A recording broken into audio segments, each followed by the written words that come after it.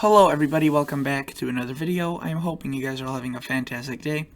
So today's upload, as you can tell by the title of this video, we'll be talking about the severe risk of thunderstorms across actually a very large area of the United States. It looks as if a storm will be developing across Minnesota, North Dakota, the northern United States, and will be trailing a cold front all along as far south as Texas.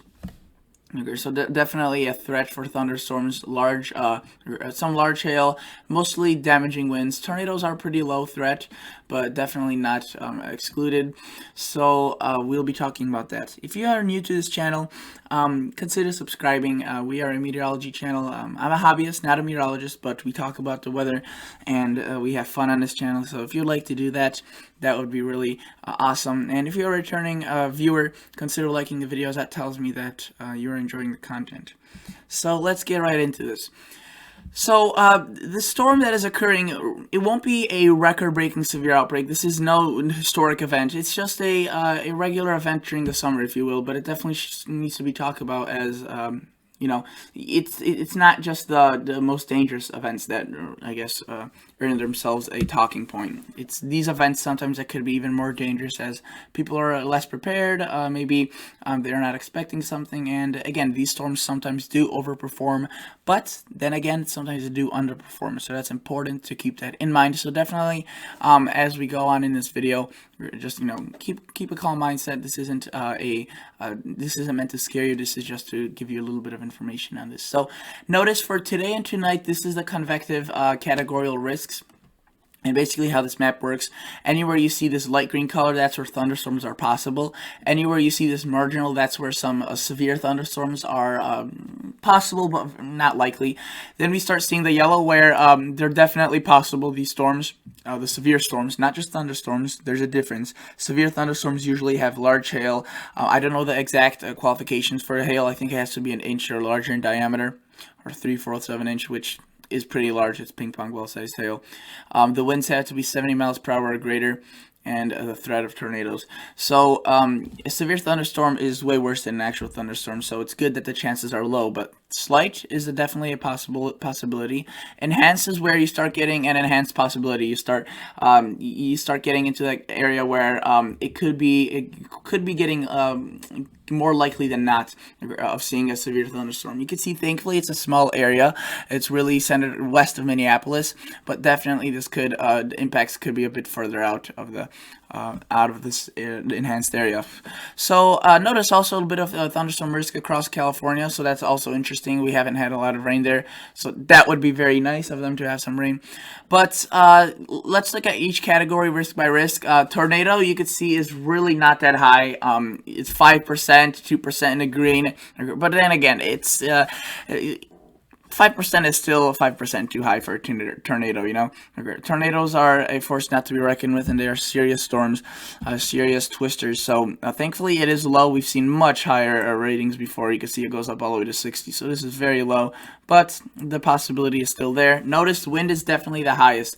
We have that 30% chance or more of some damaging wind across portions of central Minnesota, which is the biggest risk. Hail is definitely there as well, and you can see it's across a large area, but it's only 15%. But again, let's not forget just about the rain. The rain could also be a severe aspect. It could lead to flooding, flood out your house, flood out your basement, depending on how things organize. And the best way to know whether a thunderstorm is headed towards you is not really watching this video. This is just an overview. The best way is to go to your National Weather Service, see if they're putting out a severe thunderstorm warning, a watch, check the radar, your local radar, as that is very, very important. So let's take a look at now what the models are showing. So this is what the Storm Prediction Center is saying. If we were to go back to the main website, you can see that they are doing some mesoscale discussion concerning severe thunderstorm watch. They already have some issued across portions of Minnesota. I actually want to show you this in National Weather Service, and you can see that we see right here, we see a severe thunderstorm watch. And we actually see a tornado watch as well right there. That is a tornado watch, so you can see that the possibility for some tornadoes is definitely there. And it's hopefully not high. It's really not high. But if there's a tornado watch, it's a reason to be a bit concerned. I'm not panicked. It's just a bit. Better be safe than sorry. That's kind of what the message you're going for here. You can see right now we are under severe thunderstorm warning across. Where is this? 2 miles south of Barrett, Minnesota. I don't know if it's not a large city, but you can see 60-mile-per-hour wind gusts and quarter-sized hail. So hail damage to vehicles is expected if the storm does occur to the potential that it has. And then you can see to the south there's a severe thunderstorm watch. I also want to point out that there will be a bit of severe weather going across the south, Mobile, Alabama being the biggest city in that threat. Really nothing, though, as great as the risk up to the north. Notice heat waves watches, excessive heat warnings, heat advisories. They're all over the country. You can see we have just loads of areas that are in the heat, and the west is just going to be absolutely blistering in the heat. Also, we have some flood watches, flash flood watches across eastern Kentucky, southern Ohio, western West Virginia, parts of extreme western Virginia, and parts of northern North Carolina. So definitely be prepared for some rain. The concern here is that we've already been seeing so much rain, and any rain that does fall will lead to flooding. Not so much that maybe not as much as expected, but really what we've been seeing. So now let's look at the HER model and let's see what it's showing. This is the 18Z model run, so it goes out to 36 hours, and it just came out. There's only one that's a bit newer than it, but I want to look at this one as this one goes out further, and really it doesn't usually change that much based on 1 hour, but I will show you what the 19Z shows as well. Notice showers across the southeast. We have this thunderstorm complex to the north, which really developed across the Dakotas last night during the night, hence the last night that I used. And this really weakened throughout the day, but really what it does is you can see we have a weak cold front starting to develop, and this will continue through the next hours. So if you're watching this video on Saturday or Sunday, sorry about that. I think my brother is watching a soccer game, so if you heard that, I do apologize. Family life, am I right? But by the way, if you're, as I was saying, if you're watching this on Saturday or Sunday, the storm threat will be mainly over. Still, maybe a possibility across Michigan and Ohio, but generally, this will be occurring in the next few hours across the Midwest. So this storm video, this is going to be my last video about this storm in particular, because this storm is about to basically expire itself, but not before it delivers one powerful punch. And notice we start seeing a redevelopment of storms across northern Minnesota, and this cold front really develops. You can see with these type of lines, we usually see strong winds. That's mainly the bigger threat, strong winds, and we also see some large hail possibly and some heavy rain. But again, you can see these are quick moving. They don't train over themselves. They're not a large cluster that moves from west to east. It's really, or from west to east in terms of, and it's not thick in the west to east. I guess it's not thick in its horizontal axis. It's more vertical, and you can see that that really does move out of the area quick. But you just get under one of these things, and you'll understand why a couple of these could lead to some flooding.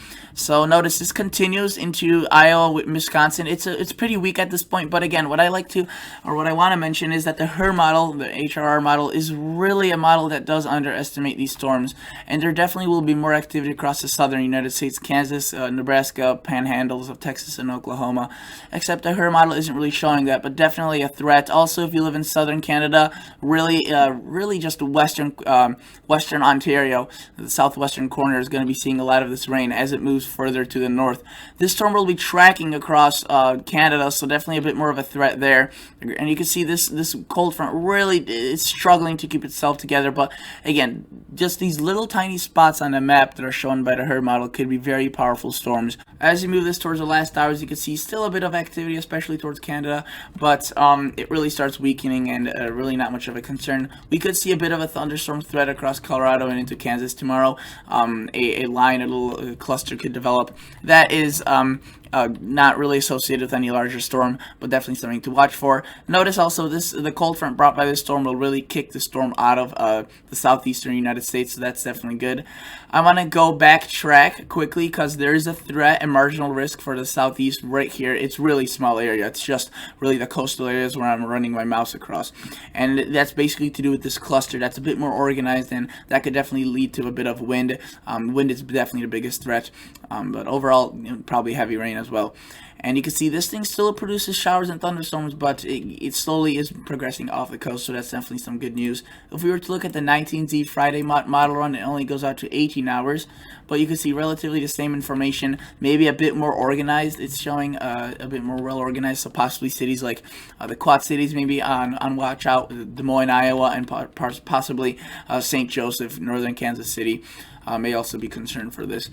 Again, these storms don't look to be extremely supported by the atmosphere. They look to be weakening, but sometimes with weakening storms, you get strong outflow boundaries, and those really sometimes gust up winds that could still blow things around, and of course, the heavy rain threat.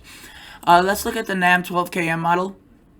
This one is a longer range model. It's still relatively short in the aspect of all models, but it goes up to 84 hours. You can see it shows that strong cold front, and the front really does reorganize itself at times throughout the day tomorrow, but it really won't be an organized front at really ever again as it was over here across Minnesota. And you can see it definitely does deliver some showers across portions of Quebec, and as it moves into Quebec, it could get a bit more intense on the western or the eastern side of James Bay, this body of water right here. But this doesn't really look severe, and it doesn't really look significant. But again, with these summer thunderstorms, we could get a lot of rain, and some tornadoes could spin up there, so definitely keep an eye out for there if you live in either the upper northeast or southern Canada. And after that, things really clear out. We see a nice prolonged period of calm, so that would really be a nice break after the storm passes through. And after that, we could see more storms coming, but again, there's going to be a nice breakthrough, and it won't be one after the other like we just saw this past couple of days. So nicer weather is on its way. This will be the last video about this storm system, so that's good news that I have for you. And again, the threat is there for the thunderstorms, but definitely not a reason to panic, not a reason to get anxiety. It's really just a reason to get prepared, tie up some things, but don't go crazy, and don't knock yourself out trying to prepare yourself for the storm. This isn't really a hurricane and tropical storm. This is just some thunderstorms, which we really see each year, every month. So thank you guys so much for watching. Consider liking the video, consider subscribing to this channel, and I'll catch you all guys in the next episode. See ya. Bye.